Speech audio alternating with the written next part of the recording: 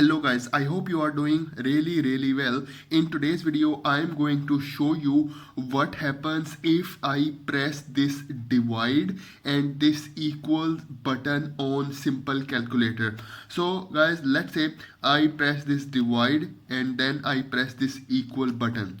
So guys, you will see an error symbol appear on top of your screen. You can see this E symbol, which means error. Okay, and now if I try to press any other key on my calculator, it will not perform any function. So you can see it's like kind of my calculator got stuck. Okay, so you can see I am unable to perform any function. Okay, to get rid of this E message or this error message, you have to press this C button, this clear button, or AC on button. So I will press this C button, and now if I try to perform any other function, okay, so you can see I can easily perform it.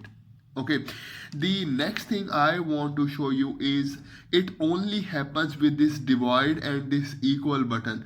But if I try to press this multiply and equal button, it will perform normal function. Okay, for example, I press this multiply button, then I press this equal button, so no error message appear. And if I try to perform any function, I can easily perform. Okay, and same thing with the minus and plus button. For example, I press this minus button, equal button, and then you can see I can easily perform any function. And same thing with the plus button, so I press plus and then I press equal. Okay, so then if I try to perform any function, it will perform normal function. So the only problem, the only error message came when I press this divide button and then I press this equal button. So you can see this error message appear over here. So guys, now I try to perform the same operation on another calculator and I will show you how does it look like.